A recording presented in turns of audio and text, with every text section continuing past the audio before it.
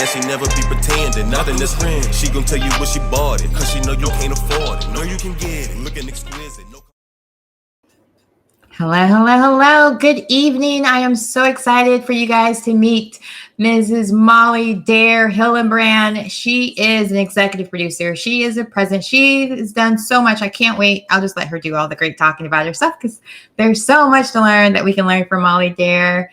And it's so nice to meet you. Thank you so much for being my guest today. I'm excited to hear everything that you have going on because you have a lot going on. There is a lot going on. Well, thank you so much for having me. I'm actually really thrilled to be on tonight. Oh, great. Well, how's everything going with, because you're in Chicago, right? I'm in South Florida. So I did live in Chicago for a little bit and had some business there. And I just moved to South Florida a few years ago. See, I got nervous when because normally I have people meet me up a little bit earlier, and I was just like, oh no, she's in Chicago. I remember reading somewhere that you were in Chicago, and I was like, oh no, she might think 6 o'clock Central Time instead of Eastern I know those time so zones always get in the way a little bit. It's a lot of math that I'm doing, as if homeschooling isn't enough. Exactly. And you're a single mama too. So how is it with, I mean, doing all the businesses you're doing and taking care of your girls? How is that going for you so far? Oh my goodness. I think like any other mom out there, we're doing the best we can. Every day it's my goal just to get through the day the best I can. I'm a single mom. I'm a working mom. I'm now a homeschool mom. I'm, the cafeteria lady. Look, I call it a short order cook. They're like, I'm hungry. Yeah. Now I noticed on your Instagram, not to do a plug for a brand that's not paying you, but when you posted about Hellofresh, I was like, oh, I was wondering which one to get because I've heard of Hellofresh and Blue Apron, and it's just really trying to pick between two because 3 meals a day, 7 days a week is exhausting. Like I'm over it. Taco Tuesday, 5 days a week. I think they're over. Well, I have to tell you, I have also tried a lot of, and again, I'm not being paid. I'm not. Yeah. That's why it's genuine. So yeah. This is a true testament. So I have tried, Blue Apron. I think I've tried, was it Fresh Direct? And I've tried a whole bunch throughout my life. I am not a cook. I am not. Neither. That is one thing that is just not my thing. So when this whole pandemic went down and I realized I was the cafeteria lady, the dinner, the everything, going on here, I was like, I better figure this out fast. And so I can't even remember. Someone had mentioned HelloFresh. I'm like, you know what? Let's give it a shot. Why not? Yeah. And so I started it, and oh my gosh, it has changed my life. It looks so fancy too. Well, not only is the food actually really fresh when it arrives, because that's been some issues with some of the other stuff. When it got to be, it was not fresh anymore.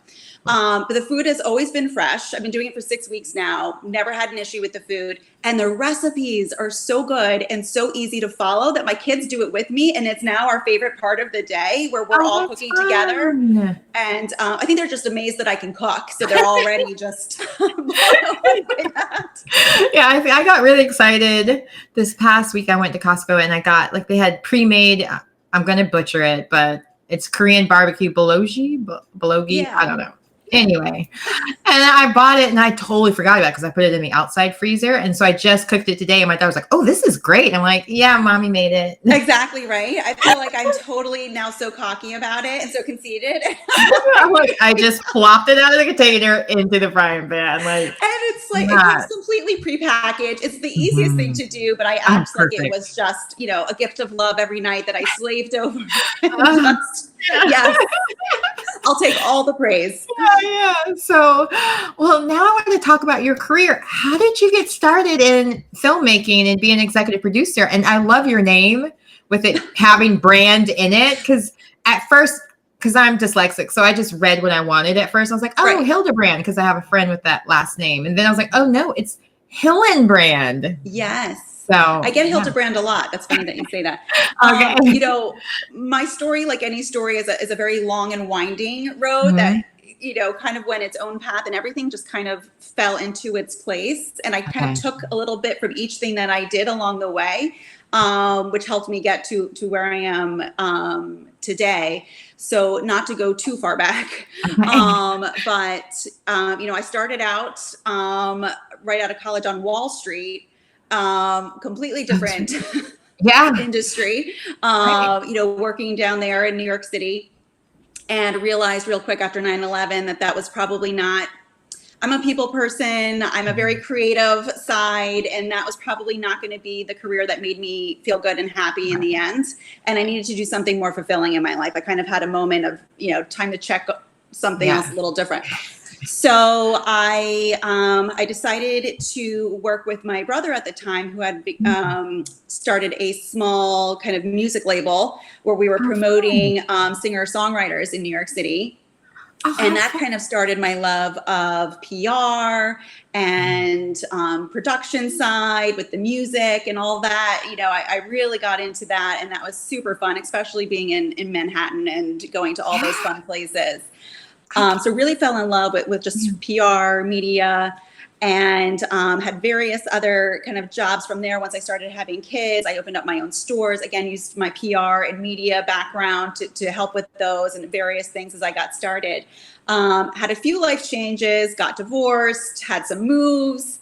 So I learned real quickly how to start over and how to reinvent. I love that. So many women go through this. I mean, divorce is 50%. I'm a kid of 2 divorces. So I can totally relate to that. Like, in the sense that you move on, you try new ways, and it's a different journey. It might not go the way you planned, but 100%. at least you got out, Yes, too. Exactly. And so what that taught me was not to sit in those failures, but to move on, right? You find a lot of strength within yourself that you didn't even realize you had when you're forced to, you don't have a choice. You can either lay down on the couch and be sad, or you can get up, use what you have, and make something happen. So I chose to, after maybe a few weeks of laying on the couch. And then you're like, wait, I'm a mom too. So maybe it'll be hard to tell him that boyfriend wasn't that big of a deal if I'm laying on the couch.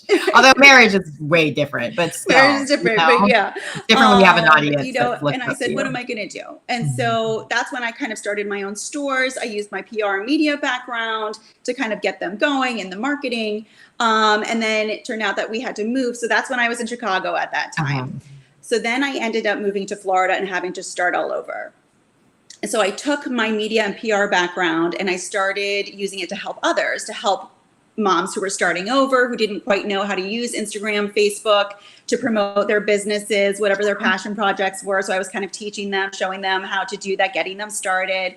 And a company down in Florida found me called Ion South Florida, who produces segments for local television, and they cover the events and people and places down here. So they brought me on to kind of expand their business and to also be a sometime host on their productions. So that got me in front of the camera and behind the camera, because part of what I did was I said, okay, if you want to grow bigger, if you want to expand, we need to be all over. We can't just be Ion South Florida. We have to be New York, Chicago, LA, all the places. And luckily you had lived in a lot of those places, so you had connections there. Yeah.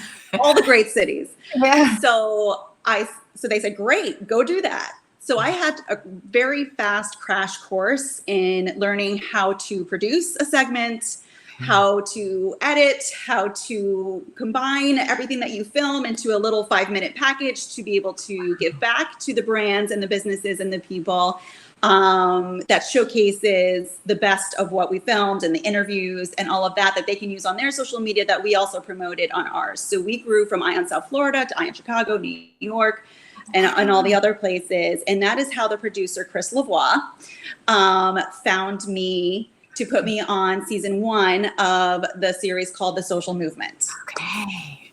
So for season 1 of The Social Movement, I was a participant. And to tell everyone a little bit about what The Social Movement is, because that is my love and my project and my passion right now, is The Social Movement is a docu-series that will be airing on Amazon Prime, iTunes, kind of all those big streaming channels, where we bring in 50 business owners, entrepreneurs, thought leaders from all over the world. We bring them all to Montreal for 1 week, where we give them 4 days to solve a global issue. So, imagine coming in, you're meeting all these people for the first time, you're divided into teams of 10 people, and you have to solve 4 days to solve or to create 100% literacy around the world. and go. So, oh, that's easy. right. So it's like, everyone's like, well, where do we even begin? Right. So you kind of get to know the people on your team and what their strengths are. And you kind of say like, okay, how are we going to work together as a team to make this happen? And what experts are we going to bring in? And how are we going to make this happen? So again, I was on season 1. I had the most amazing experience being on it and just being around the people from all over the world that were just so brilliant and just taught me so much. It felt like a 4-day MBA course almost. Oh, wow. I mean, I took so much out of it. And they were from all over, so it's international. And Chris Lavoie, the creator, and I had a similar kind of vision. And he brought me on kind of behind the scenes to help him produce now season 2. So congratulations. So thank you. So that's how I became an executive producer on this show. And with Red Knight Studios company, which is the company that the Social Movement is the flagship series of that company. We also have many other series in production, all aimed towards the entrepreneurial mindset and the human connection. Well, I'm going to test something out and see if we can show a clip of it. So give me a minute. I'm going to hide my.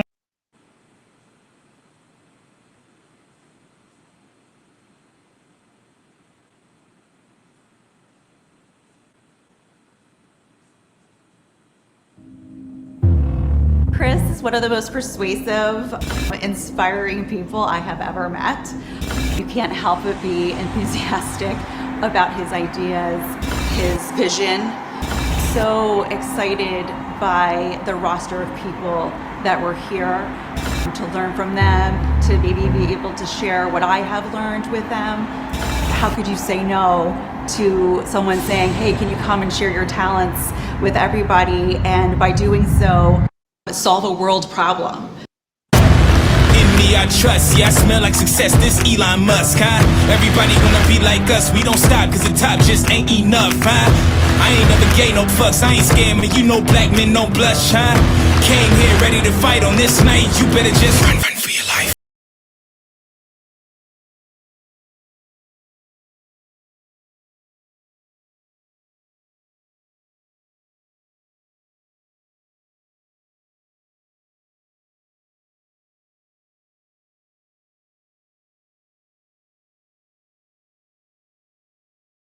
Make the cut for sure.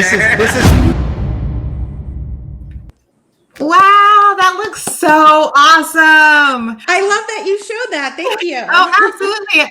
I was looking for it to watch last night and it was like, oh, wait, I can't find it at all. I was like struggling. And so I was like, oh, I'll just go to their website. And yeah, that was the clip. I watched a few of them, but yeah. So what was that? Well, you said it was like getting an MBA, but the everyday, like what all did you have to do? Like what can viewers expect when they watch?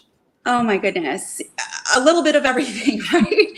So, we're all documented the entire time, right? So you have that pressure on you. You have the pressure of solving a global issue in 4 days that people have spent 2 decades researching and trying to solve themselves. Yeah. You have the dynamic of 20 or, 10 to 12 people on your team who, let's face it, are A-type personalities, right? We're all used to calling the shots. We're all entrepreneurial and thought leaders in our own fields, learning to work on a team. And so it was, for me, incredible. Like I want to do it justice by explaining it. So you wake up at 7 a.m. in the morning, you meet at some epic location. I had never been to Montreal before. So for me, it was amazing just to experience Montreal. And it's just amazing and beautiful. And the locations that we filmed at were just stunning. And we kind of knew each day that we had our teamwork and we had this time to work on this project, but then there's also little surprises thrown in there and kind of little switches and all that stuff. It is a TV show after all, right? So we have to keep, things exciting. And, at the end of the 4 days, we pitch it, our business plans in front of some judges. And because it's a TV show, there has to be a winner. Right. Really, every team came up with an amazing plan, and it was fascinating to watch it all happen. Now, do you know what date this will actually be aired on Amazon yet? Or yes. Yeah. Oh, so because of COVID and everything that's happened, everything kind of got shifted. We were supposed to film season 2 this summer. That got shifted to now we're filming in the fall. Okay. We were supposed to have season 1 air this summer. That's now going to be, we're hoping New Year's Day. We'll release season 1. Only New Year's Day really bad. Perfect. New Year's Day premiere. That's great. Now, so do you have any other, since you worked on season 1 and you're going to be working on season 2, do you have any already, like the kind of personalities or the kind of CEOs you're hoping to get in order to on your second season? Well, sure. I mean, we're inspired by the Elon Musk level of thinking, the Richard Bransons, that level, right? Those very are innovative kind of thought leaders that are just thinking so big that people will be like, you're crazy, right? That's who we're attracted to. We want those kind of people, that thought process. We want you to tell us your biggest dream. If no one would laugh at you, what would it be? Because for so many of us, when we're young, we think we can do anything. No one tells us any differently, right? So when we're young, we have all these dreams and all these things that we want to do and that we think we can do because no one told us we can't. And somehow over the years, we kind of little ourselves. We kind of try to fit in a box just because people say, oh, that's silly or that's never been done before. But we want the people who are willing to like crawl out of that box and say, you know what? Actually, I think I can do that. And I want to do that. And I want to show you I can. So we're looking for people who think big, who think differently, who aren't afraid to take a huge risk and fail because we don't really believe in failure. We just believe that those are lessons learned that you take to keep marching towards your end goal. And to people who love to surround themselves with people who dream as big or bigger than they do. And so we have been lucky, for season 1, they definitely found those people. But for season 2, we kind of took it up a big notch with some of the people that we are bringing on that are involved. I can't really say, of course, who they are, but we really have an amazing group of people. And again, our goal is to be as diverse as possible, to have as many different industries represented, male, female, all ages, all backgrounds and all different stories, because at the end of the day, we want to inspire the audience. We want every single audience member, no matter who you are, what culture you are, what country you're watching from, for you to see someone on that screen who looks like you, talks like you, dreams like you, and inspires you to say, if that person can do it, if he can do it, she can do it, then I can. They have a similar story or they had a similar obstacle that they overcame. And so as important as it is for us to find people who are thought leaders and thinking ahead and, have been entrepreneurial, it's also important to us to find the people that are comfortable sharing their story and being vulnerable, because really where people feel that connection to you is when you're able to be vulnerable with your story, with your challenges and the hurdles that you've overcome. Yeah, I would totally agree with that, because then they can relate to the fact that, oh, well, she made mistakes or he and was able to overcome it. I can too. And they didn't have the perfect life and everything just handed to them. That's why they're where they're at. Like, I think that was the big issue when Kylie Jenner, when she was on the cover of Forbes for self-made millionaire. Yeah. Like I feel like the internet just erupted with what? She was given half the money to start the business, right? In like the million, right? Yeah, like does that really count? So I love that you guys are doing this, but you're also doing it to kind of change the world. So what different charities or things are you trying to change? Because that's huge. There's a lot of things in the world that can be changed. Absolutely. So some of the topics that we are covering for season 2 are, we have the topics of mental health. Oh, fantastic. Education reform. We have cyberbullying. We have 4 days to solve a pandemic. I wonder where you got that idea from. Yeah, and oh my gosh, I missed one.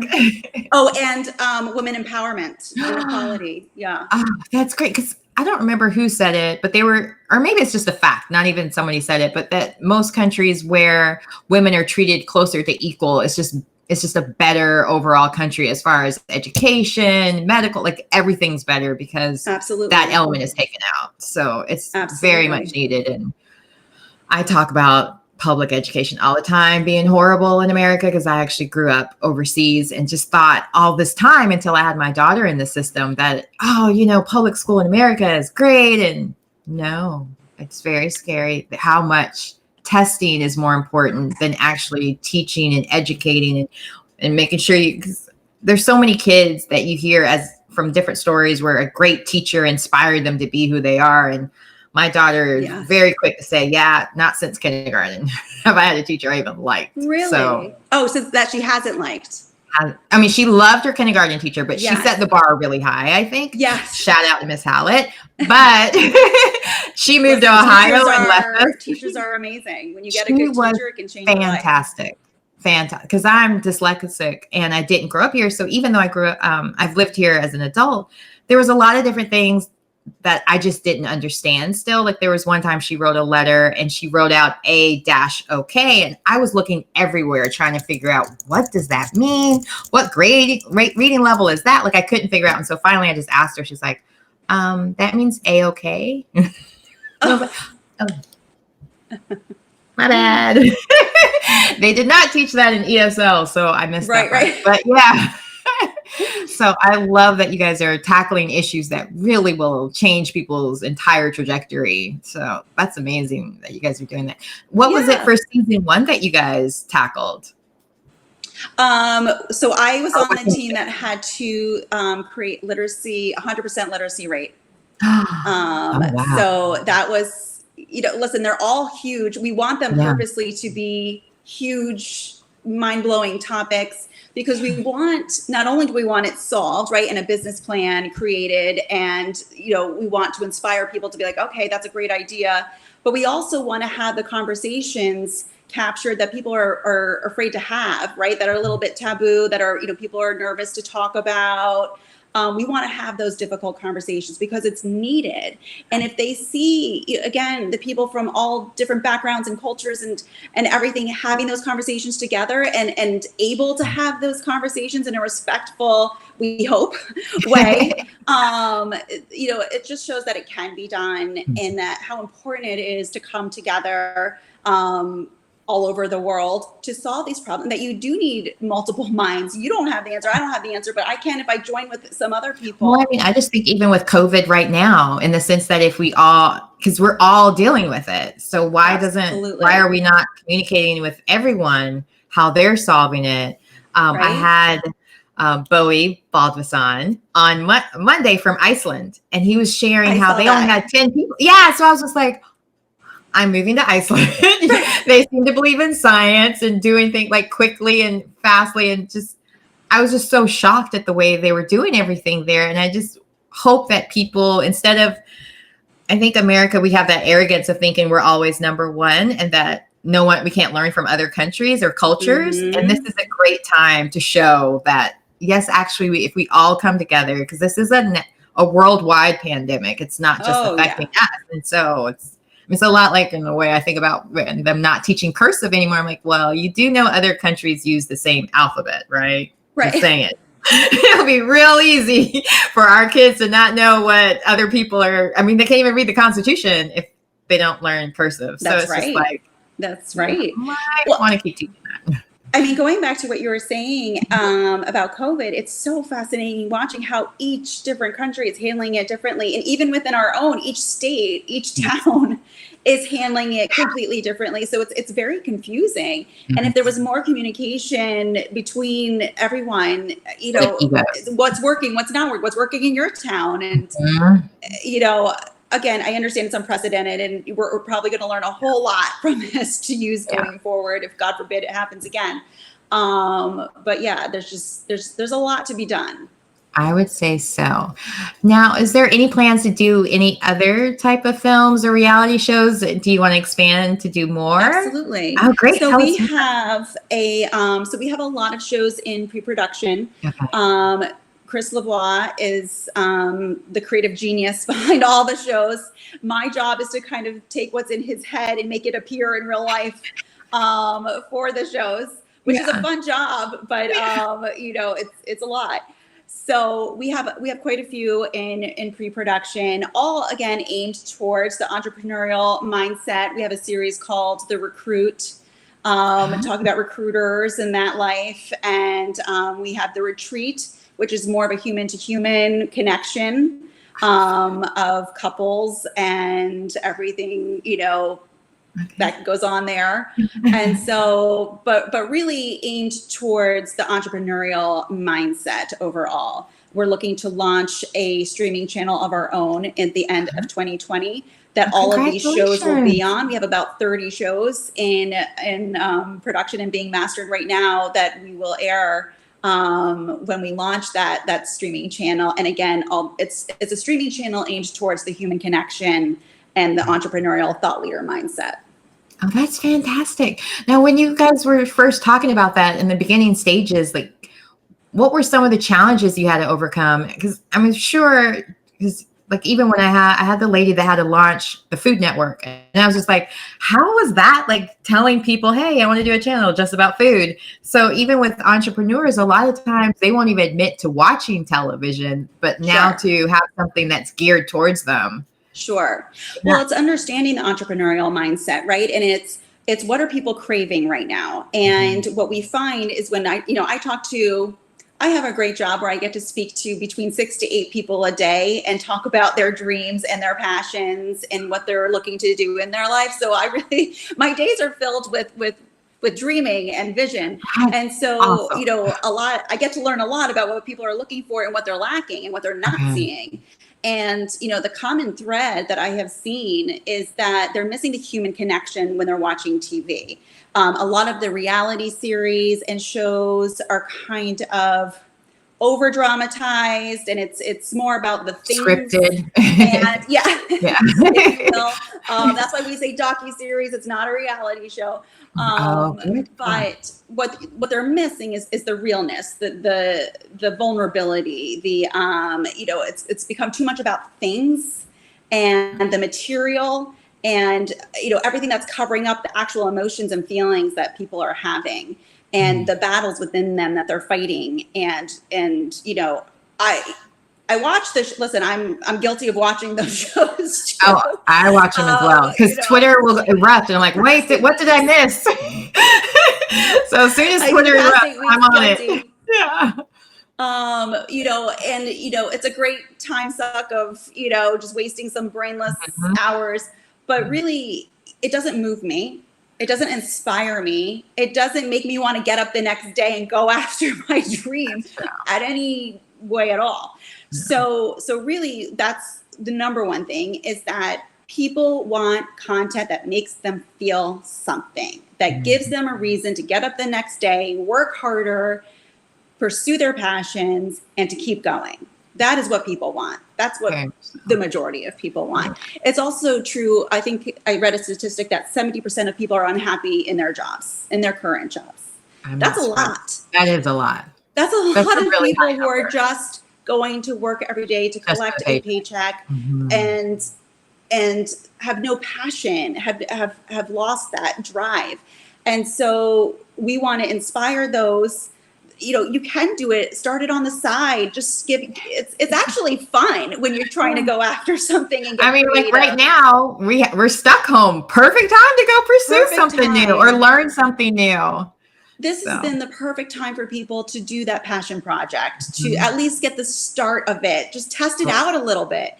The other thing, going back to kind of H2H2V and the streaming network, is the other thing that we discovered that people want are, they love the 2-hour movies, right? That's great. They love the 30-minute, 1-hour episodes. That's great too. But they also love the quick 2-minute, 5-minute downloads of just inspirational pieces. Maybe it's a 2 to 3 minute speech of a CEO of a company who's just giving you some advice, or just motivating you for the day, just some quick content that you can download. So we have the whole range of that. We have quick 2 to 3 minute sound bites. We have 30-minute episodes of series, movies, everything that will be on that network.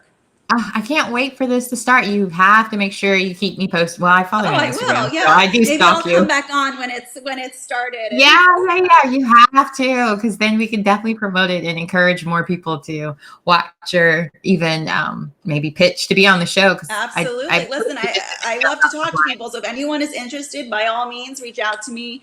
I'm also the director of sponsorships. So we do have sponsors. All of these series and shows, they're self-funded through investors and sponsors, et cetera.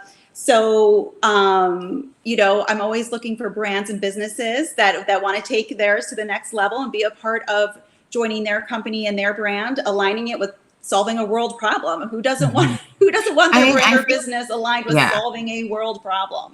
And because you mentioned before about the importance of being involved in the community, sustainability, inclusiveness, and diversity, like wanting to have all that involved, like those are all the hot words that everybody is looking for with businesses now. And I think they want that authenticity. They're no longer interested in the very glossy, perfect influencer types anymore, or the reality stars in that sense too, because guess what? We all are without our hairstylist and nail stylist.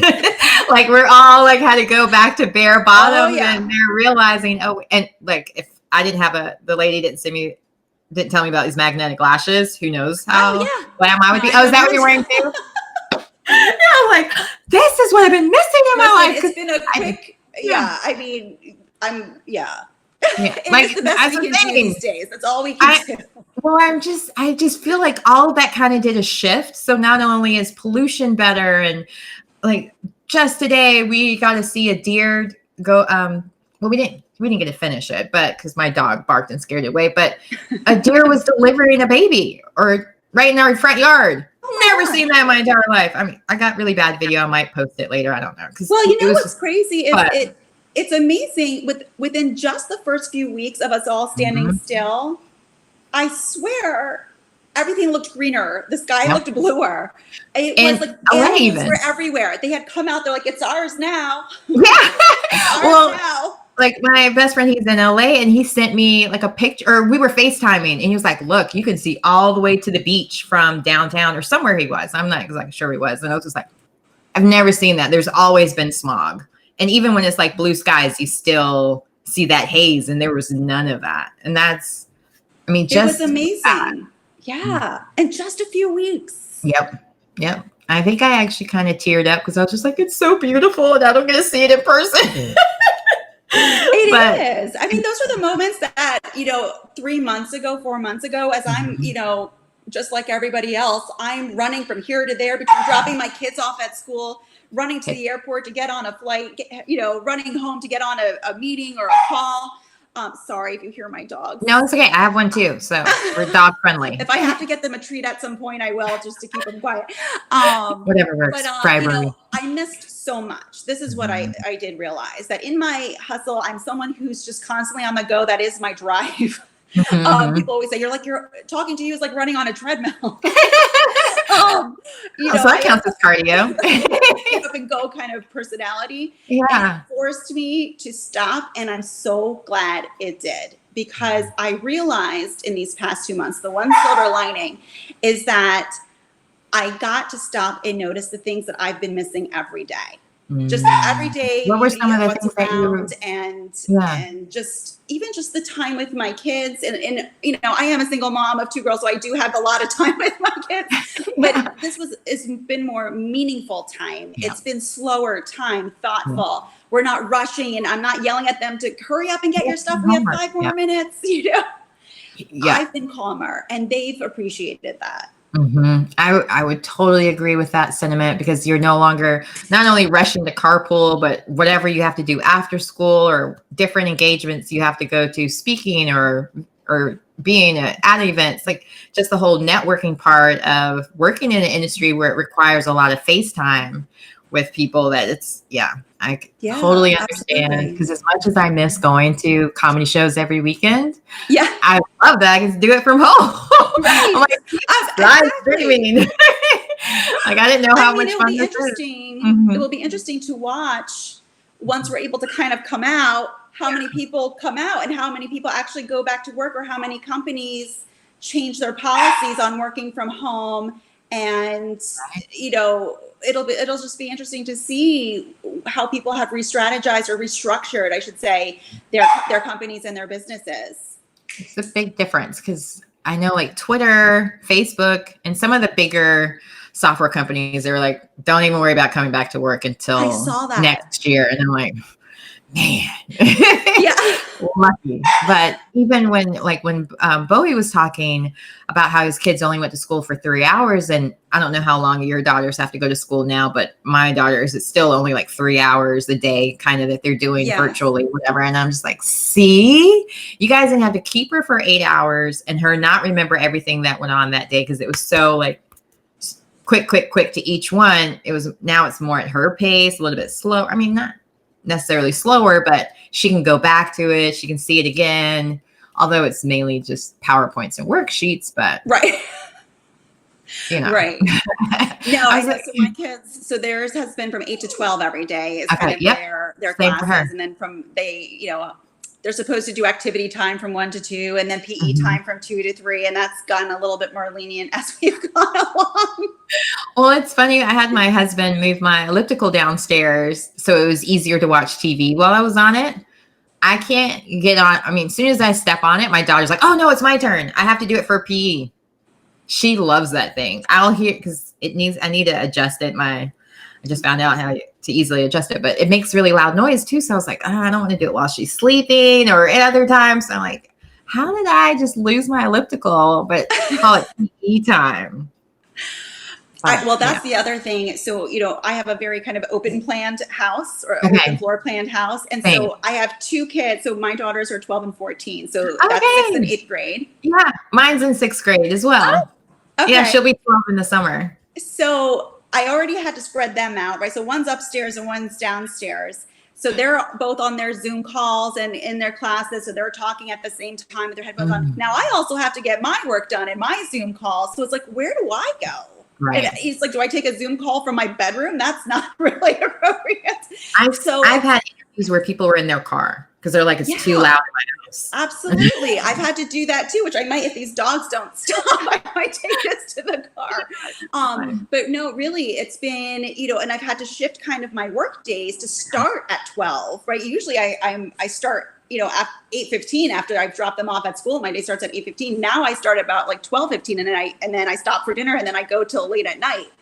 And so it's been a shift. It's definitely different because I think a lot of people are feeling those changes. And I have to say, like with internet and having multiple children, like you don't realize how slow your internet can be when everybody's on it at the same time and streaming and so on. And of course, all your neighbors are on it as well and stuff. It's like everyone's on it right now. Exactly. Especially in the morning when the kids are in school and, whatnot. And plus with all the celebrities or different brands going live as well, it's definitely, there's a lot of content out there and there's a lot of internet slowdown. Now, you worked in PR and media for music as well. Can you talk a little bit about that? Because that sounds like a lot of fun. I remember my first, and I think actually only record release party I went to was in Manhattan, and it was for the B-52s.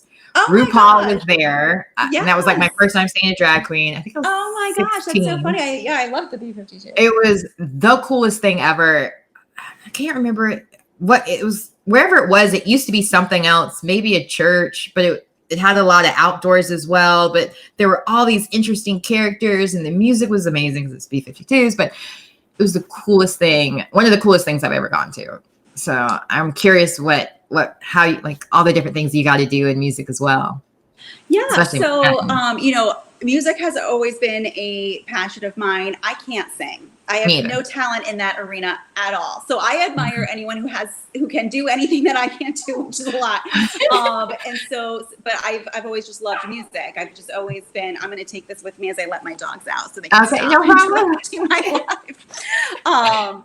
So my brother has also had the same passion for music. And so he, with some friends, started a record label. We were all living in New York City at the time.